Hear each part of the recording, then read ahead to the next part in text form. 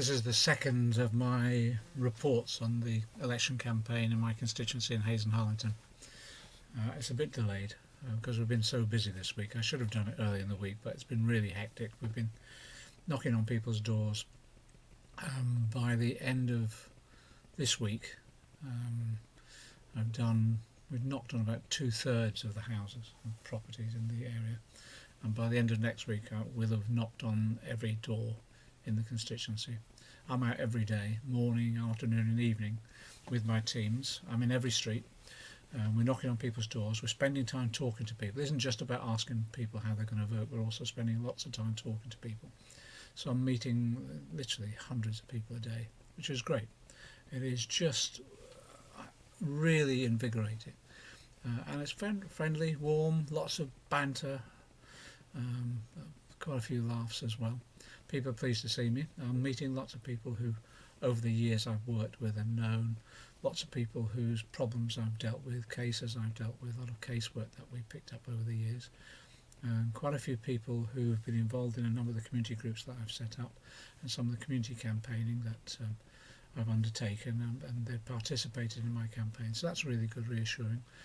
Meeting people, some people I haven't seen for a while because they've dropped out of activity or they've moved on or they've changed properties, that sort of thing. It's just nice to touch base with them again. What's coming up on the doorstep? All the usual stuff. Lots of concerns about the health service, concerns about access to their local doctors' practices, worries about Hillingdon Hospital and its future, lots of praise for the staff, but worries about the physical fabric of the building. Real concerns coming up as well about home care. Home help's under an awful lot of pressure.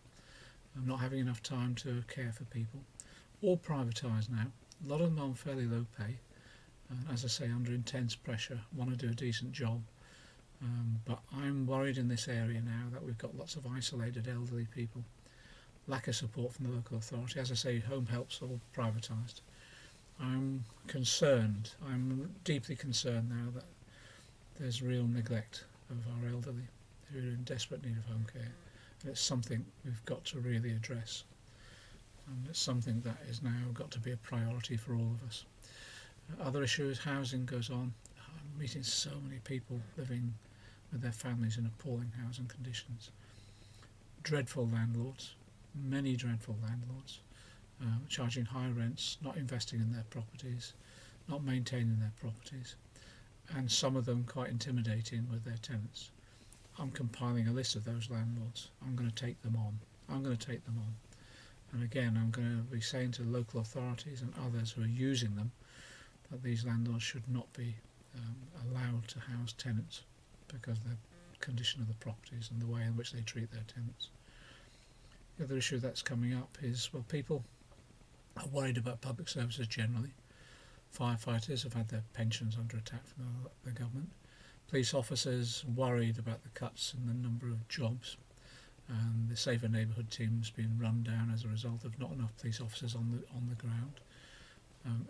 Health workers generally just worried about what's happening within the health service and how much pressure that they're under. Teachers concerned about the pressure they're under, but also rising class sizes. So really concrete concerns. Interesting enough, on the bus the other day, I travel about on the bus quite a bit locally, and we had a debate among people on the bus about the cutback in one of those basic local authority services, which is where the council, a Conservative council, have basically closed our local recycling centre. I opened it in the 1980s under the GLC. They privatised it, and now they're no longer using it. And what's happening is, as a result of that, we've got nowhere to take our rubbish, so fly tipping and dumping is taking place.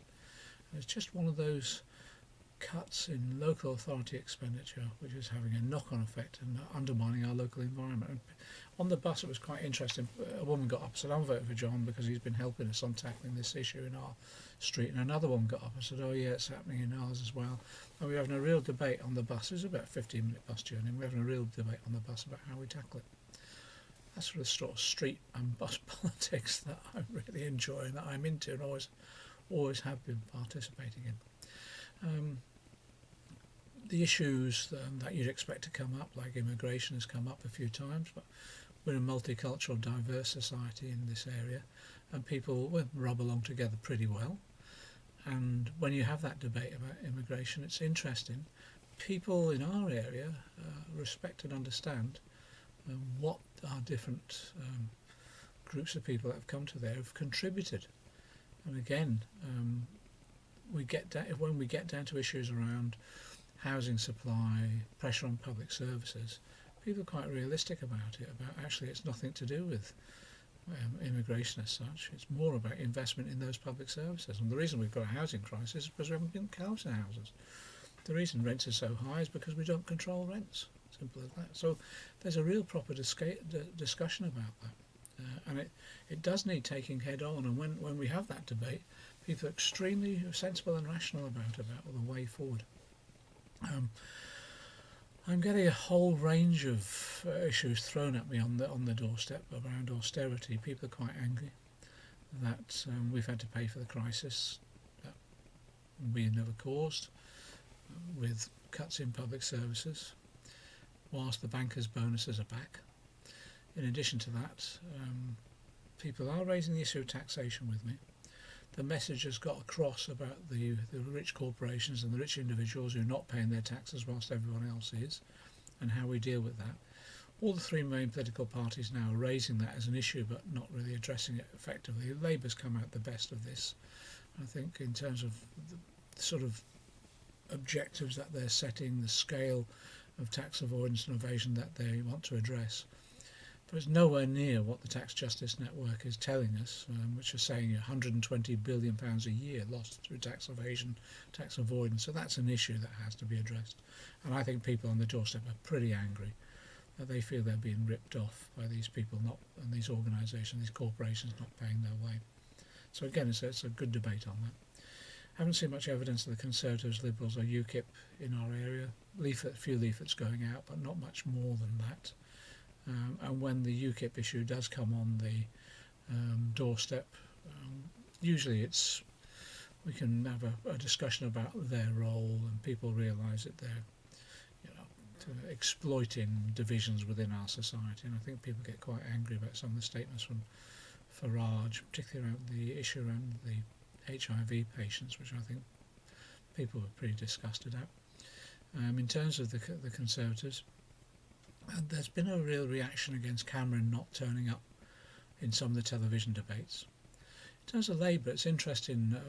Months ago, I was getting in political discussions locally and on the doorstep work that we were doing then, concerns about Ed Miliband. He's not a leader, he's weak, that sort of thing. That's all gone now. That's dissipated. I don't get that at all at the moment, and I think that's because they've seen him on the TV debates and they've realised there's more to him than what the Sun and the other newspaper headlines were all about, the Daily Mail, those sort of papers that were always slagging him off.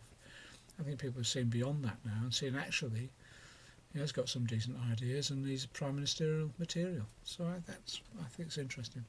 I don't think the press will have as much influence on this general election as they've ever had, but as they've had before, largely I think because they're mainly discredited because of all the hacking trials and what's happened under Murdoch. So I think we're having a much more rational debate. Anyway, I'm really enjoying it. The weather's great. Getting a bit sunburnt. We're having to give our canvassing teams sun cream to put on when we go out to canvassing. Really good discussion and banter on the doorstep. I'm really enjoying it. I'll come back and report earlier next week because we've got lots of things that are happening over the next week or so. And we've just delivered a letter from me. Leaflets are going out. Our election address has now been printed and that will go out by the Royal Mail, I think, next week, and then we'll have further leaflets. I'll be doing more letters to constituents, and we'll be building up to election day itself. I've been touring around all the churches, gurdwaras, mosques and community organisations last week to urge people to make sure they're on the register, and I'll be going back over the next couple of weeks now just to engage in more community discussions about issues within our area. If I get re-elected on May, a lot of the issues that have been raised on the doorstep now will set my agenda as a community socialist campaigner for the coming couple of years about how we go forward on tackling some of the local issues and how that should be reflected in Parliament when we debate the national policies. This is real community politics. It's what I describe as community socialism that we're developing in our area, and I think it's incredibly effective and people appreciate it. Anyway, that's my report for this week, and I'll come back maybe in the middle of next week and let people know how we're getting on.